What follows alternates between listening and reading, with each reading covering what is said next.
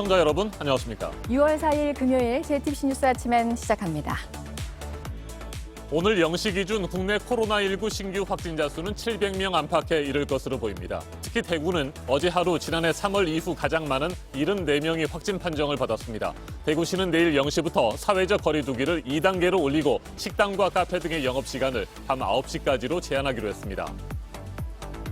미국이 백신 2,500만 회분을 어느 나라에 제공할지 계획을 밝혔습니다. 1,900만 회분이 취약 국가들로 가고 그 나머지 물량을 공유할 국가로 한국이 언급됐습니다. 극단적인 선택을 한 공군 여성 부사관을 성추행한 혐의로 장모 중사가 구속된 가운데 가해자가 더 있다는 의혹이 제기됐습니다. 유족 측은 숨진 피해자 직속 상관이자 사건을 알리지 말라고 회유했던 선임 부사관 등의 성추행이 2차례 더 있었다고 주장했습니다.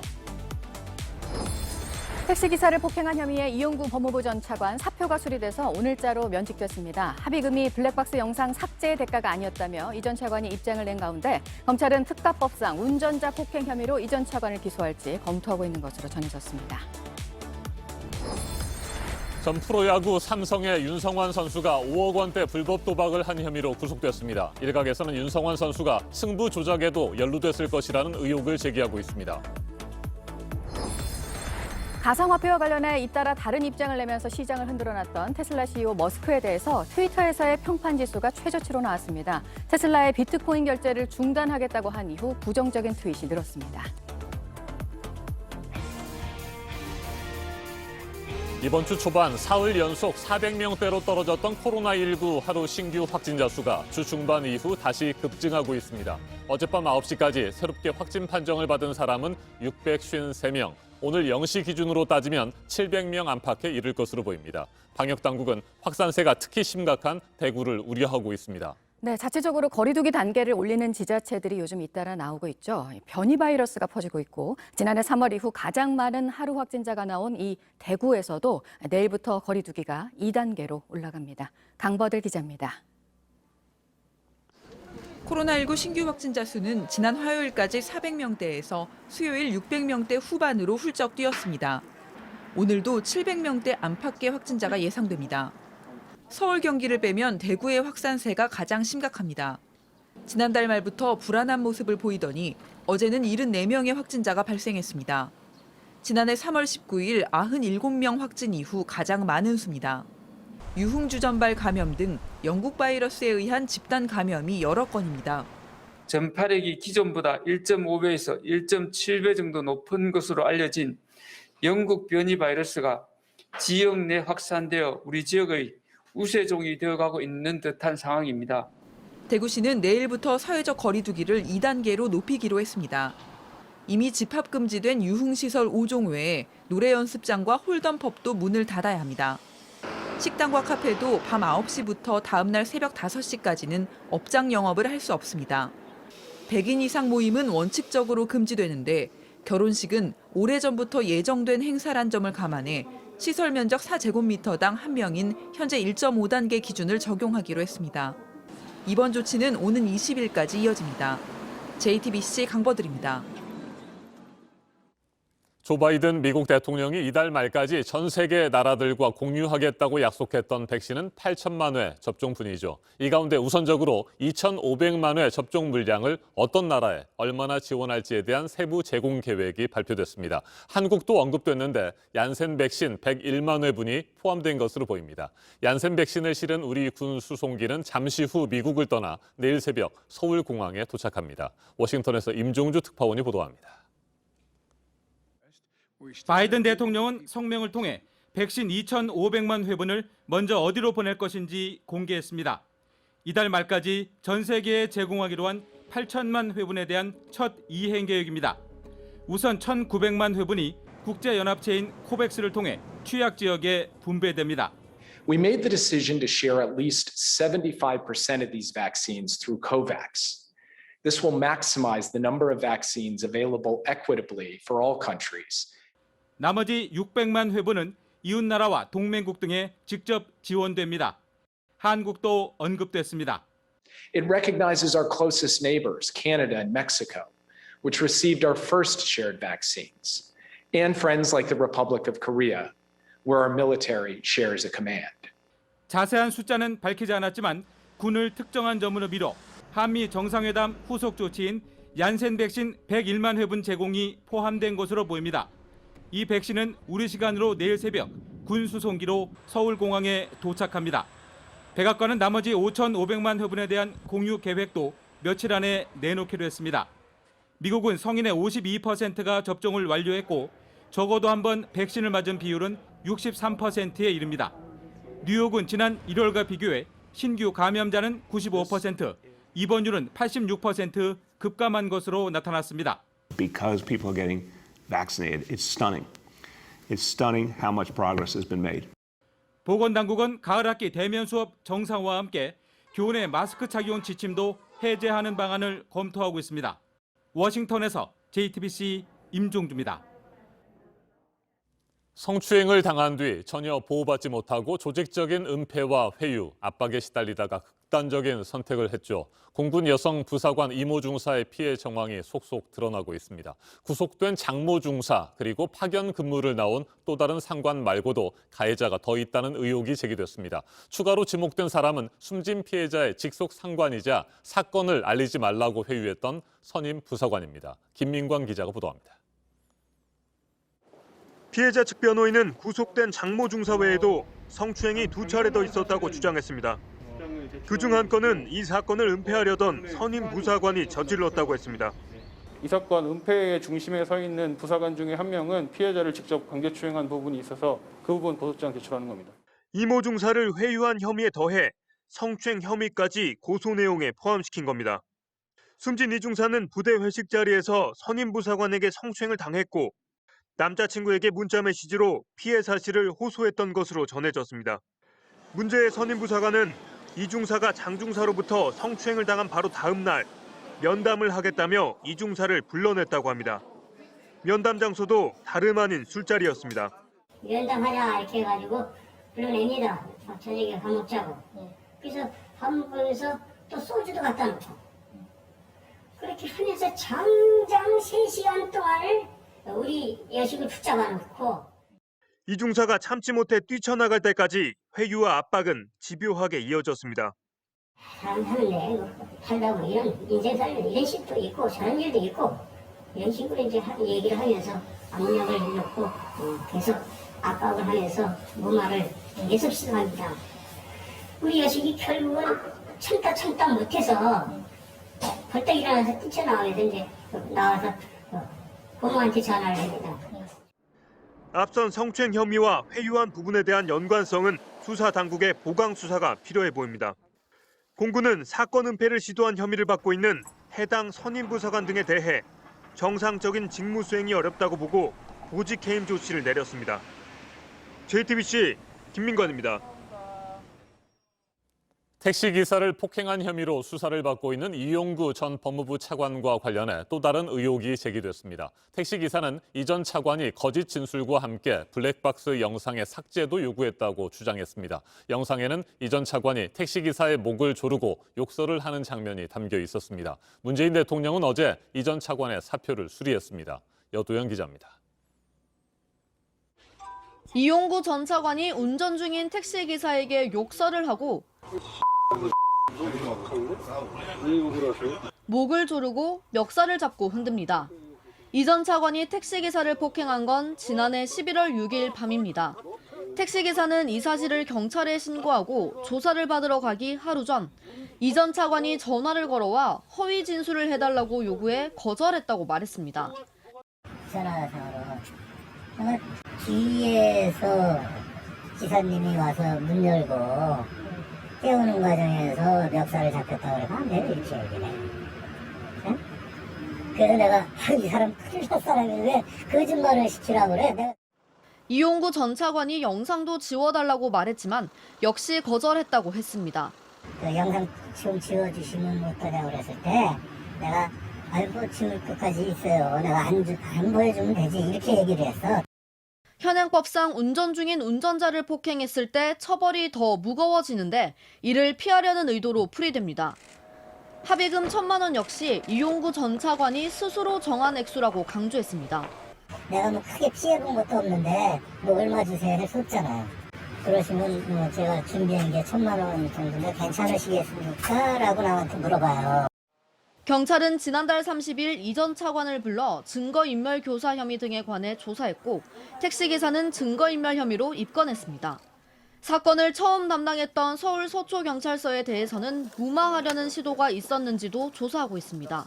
JTBC 여도현입니다.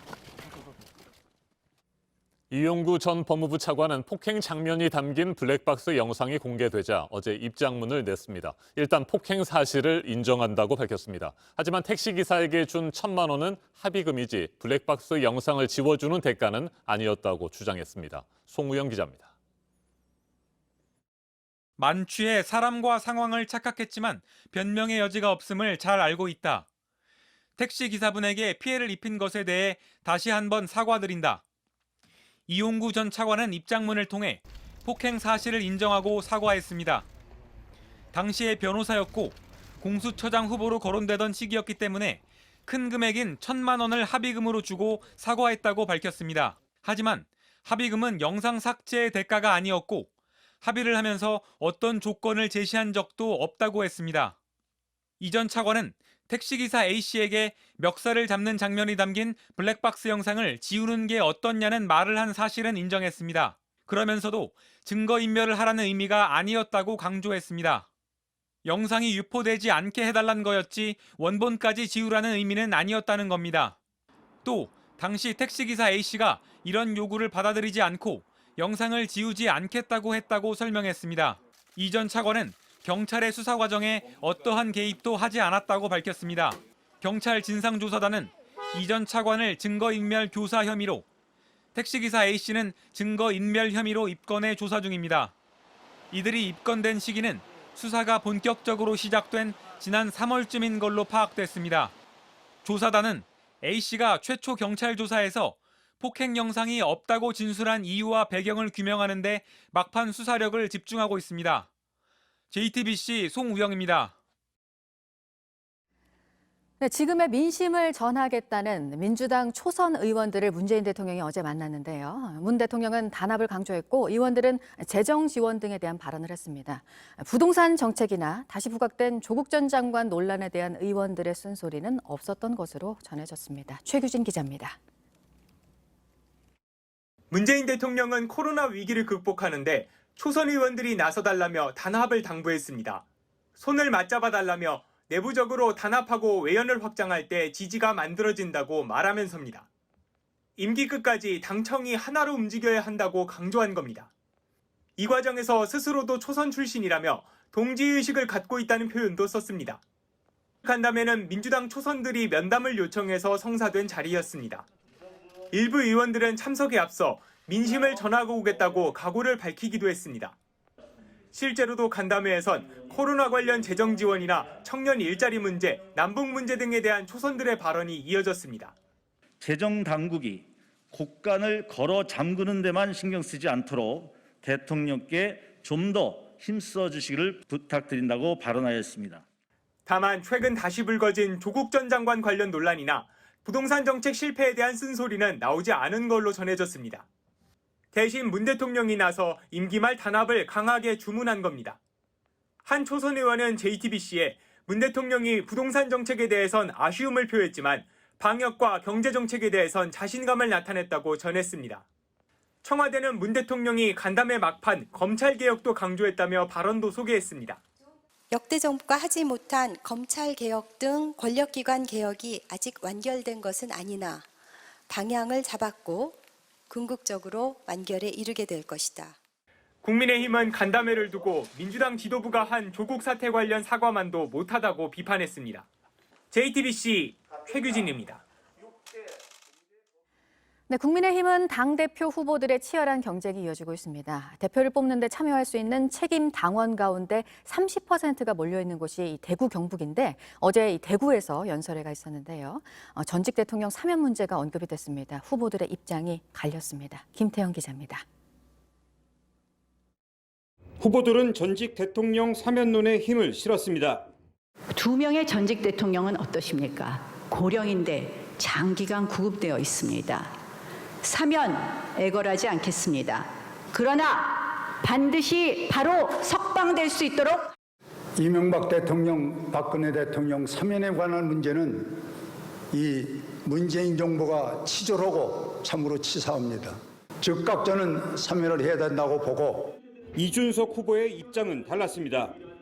제가 당대표직을 수행하는 동안 공적인 영역에서 사면론 등을 꺼낼 생각이 없습니다.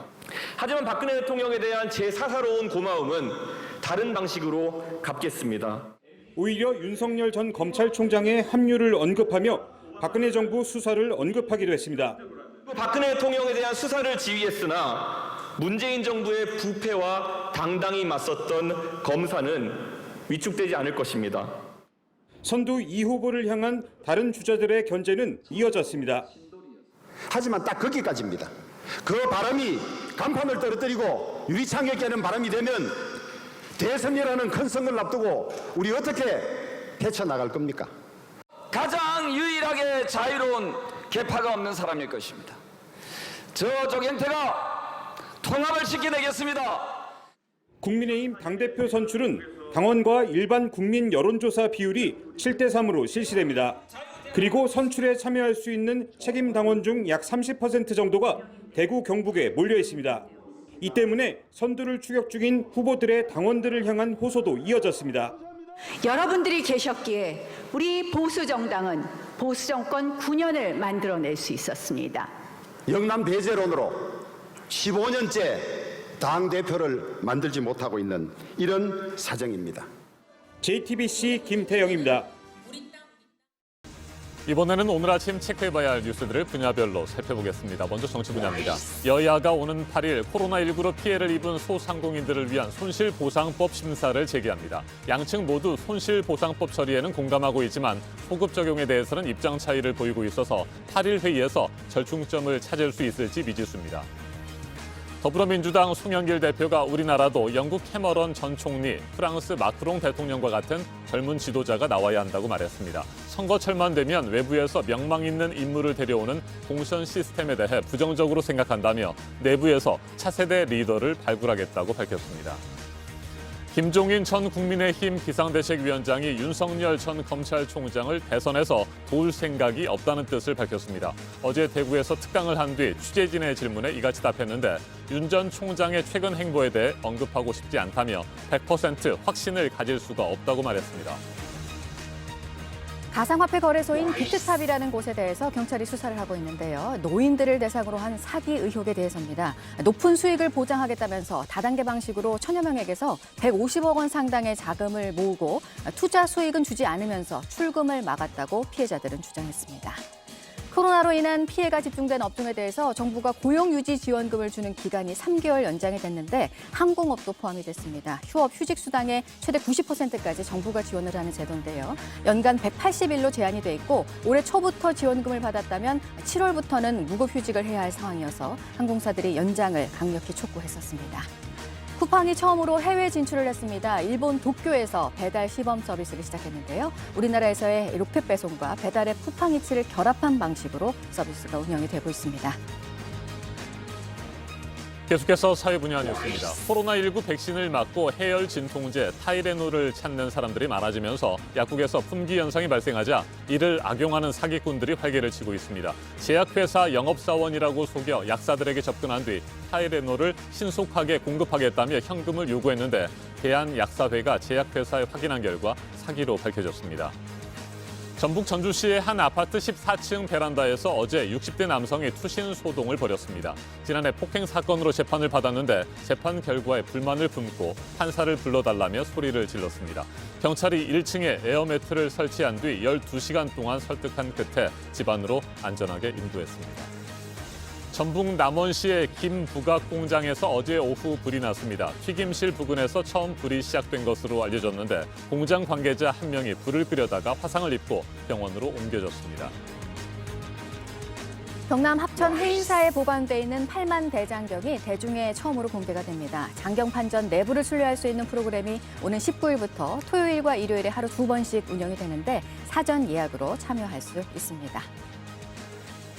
다음 달 열리는 칸 국제영화제에 우리 영화들이 초청이 됐습니다. 홍상수 감독의 당신 얼굴 앞에서는 올해 새로 만들어진 프리미어 부분에, 한재림 감독의 비상선언은 비경쟁 부분에 각각 초청이 됐습니다. 배우 하정우 씨가 프로포폴 불법 투약 의혹 혐의로 벌금 1,000만 원 처분을 받게 됐다면서 겸허하게 이를 받아들이고 더 엄격한 자기관리를 하지 못한 것에 사과한다고 밝혔습니다. 자녀 백신에 대한 접종 지침이 오늘부터 바뀌어서요. 신청 대상을 60세 이상 고령층으로 제한해서 우선 접종 기회를 줍니다. 60세 미만의 경우는 앱을 통해서만 예약할 수 있습니다. 예비 명단에 이름이 올라있는 60세 미만의 경우는 오는 9일까지 접종받을 수 있습니다. 3살 아이를 빈집에 방치해서 숨지게 한 여성에 대해서 선고가 오늘 나옵니다. 숨진 아이의 언니로 밝혀졌었습니다. 검찰은 앞서 징역 25년을 내려달라고 재판부에 요청했습니다. 환경부 블랙리스트 사건과 관련해 김은경 전 환경부 장관과 신미숙 전 청와대 비서관의 항소심 첫 재판이 오늘 열립니다. 김은경 전 장관은 1심에서 징역 2년 6개월의 실형을 선고돼 구속이 됐고, 신 전 비서관에게는 징역 1년 6개월의 집행유예 3년이 선고가 됐습니다. 분야별 뉴스들 살펴드렸습니다.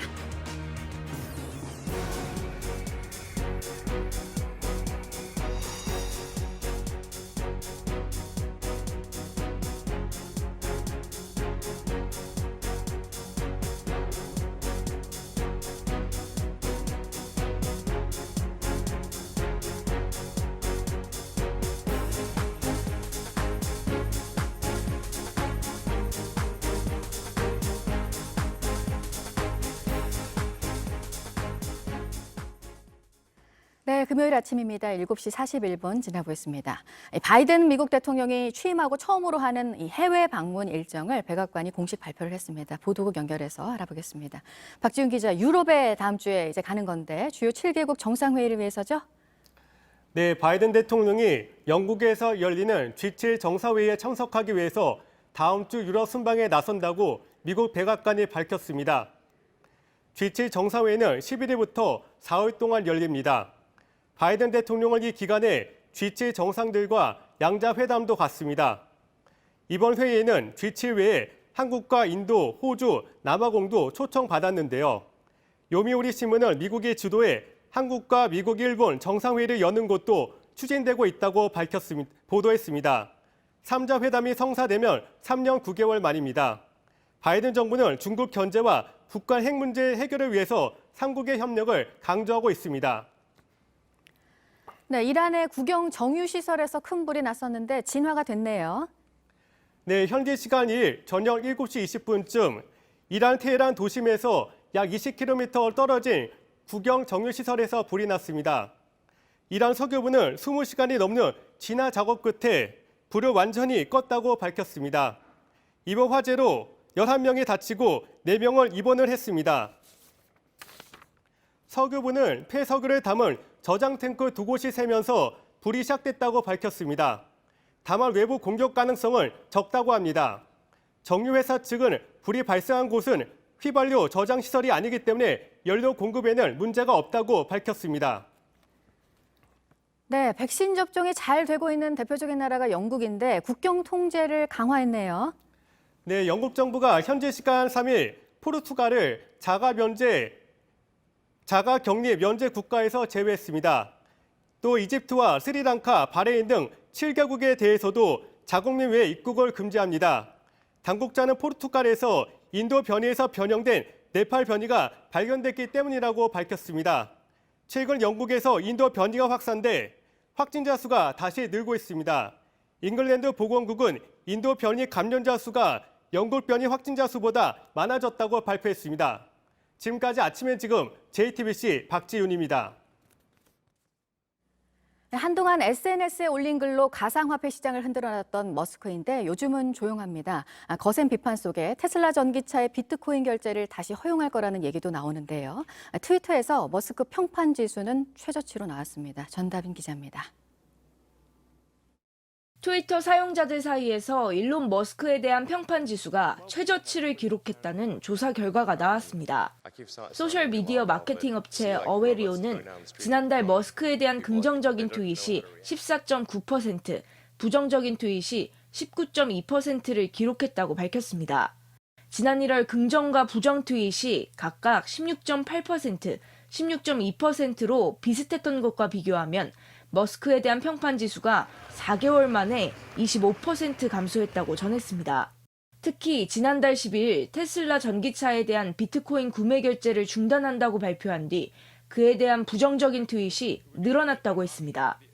미국 온라인 매체 야후 파이낸스도 머스크가 비트코인을 공격한 점이 그의 평판에 영향을 줬다고 분석했습니다. 앞서 머스크는 미국 유명 프로그램 SNL에 출연해 도지코인은 사기라고 했다가 So it's a hustle. Yeah, it's a hustle.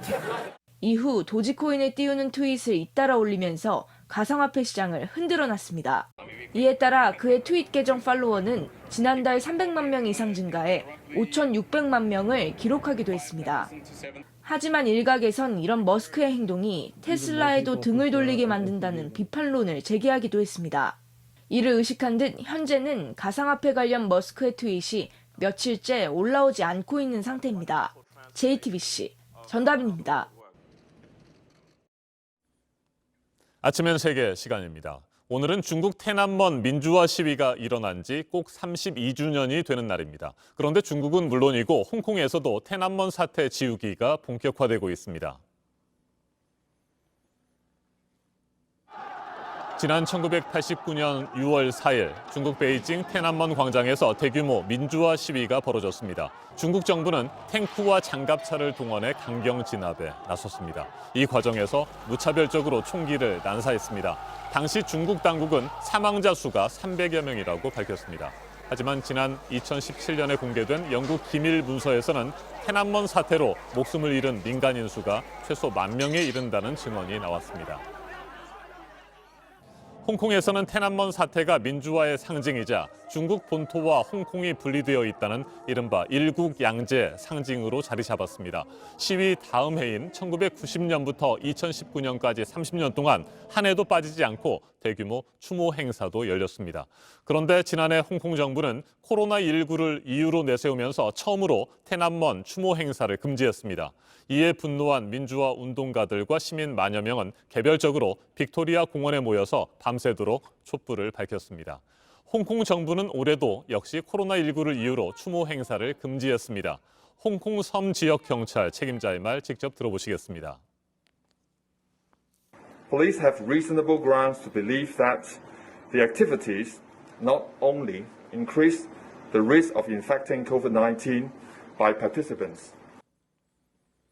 홍콩 당국의 통제는 지난해보다 더욱 삼엄해졌습니다. 지난해 7월 홍콩 국가보안법이 시행된 이후 처음으로 맞는 기념일이기 때문입니다. 더욱이 중국 본토에서는 공산당 창당 100주년을 맞아 애국심을 높이는 데 총력을 기울이고 있는 상황입니다.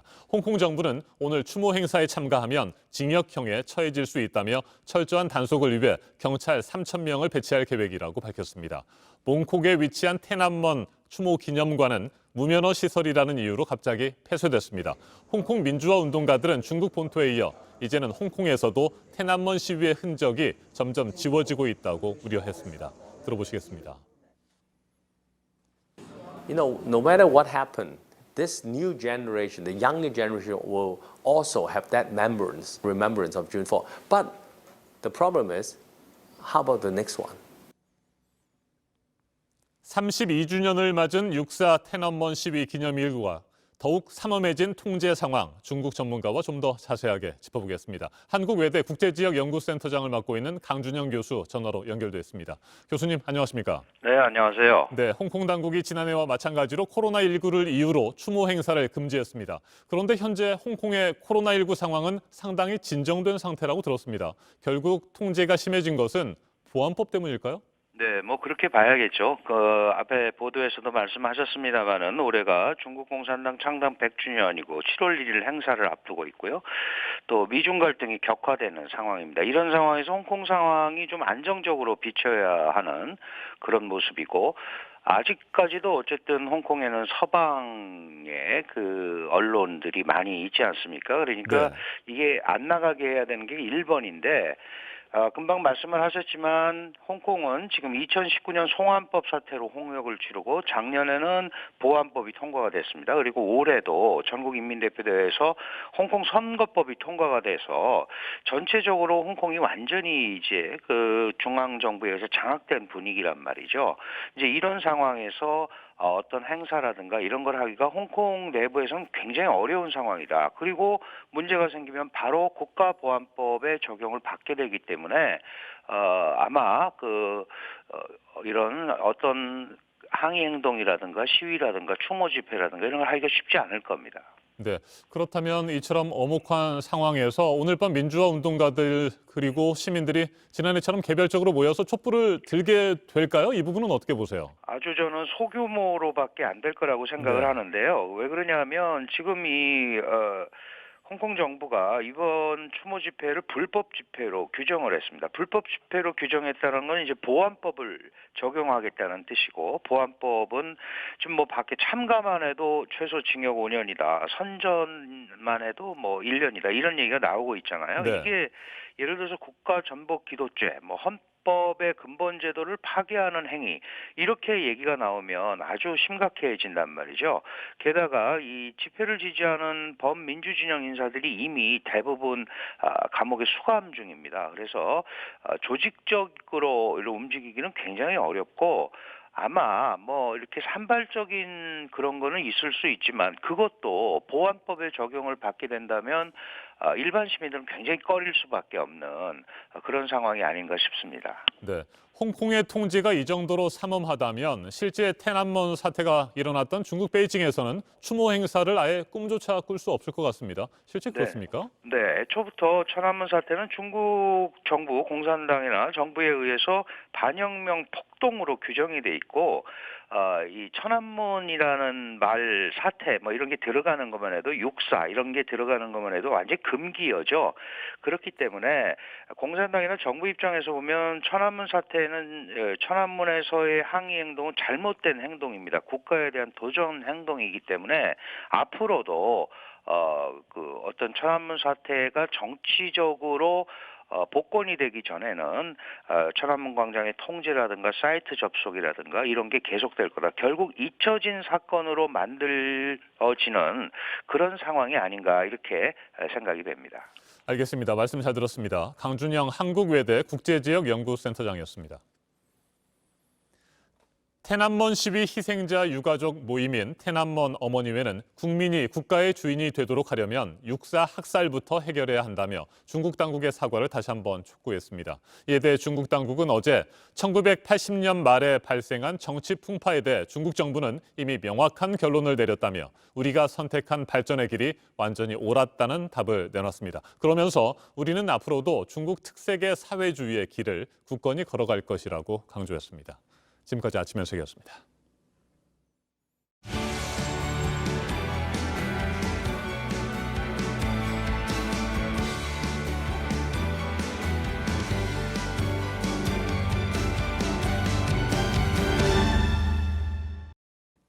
네, 비가 그치면서 오늘은 전국이 맑겠습니다. 서울의 낮 기온이 23도, 대구는 27도가 예상됩니다. 충청과 남부지방의 기온은 어제보다 6도에서 7도가량 높겠습니다.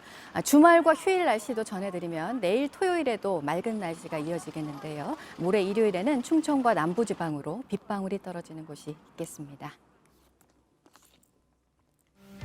아침엔 뉴스워치, 오늘 하루 관심을 가지고 지켜봐야 할, 기억해야 할 뉴스 끝으로 정리해드립니다. 오늘 0시 기준 국내 코로나19 신규 확진자 수는 700명 안팎에 이를 것으로 보입니다. 특히 대구는 어제 하루 지난해 3월 이후 가장 많은 74명이 확진 판정을 받았습니다. 대구시는 내일 0시부터 사회적 거리 두기를 2단계로 올리고 식당과 카페 등의 영업시간을 밤 9시까지로 제한하기로 했습니다. 미국이 백신 2,500만 회분을 어느 나라에 제공할지 계획을 밝혔습니다. 1,900만 회분이 취약 국가들로 가고 그 나머지 물량을 공유할 국가로 한국이 언급됐습니다.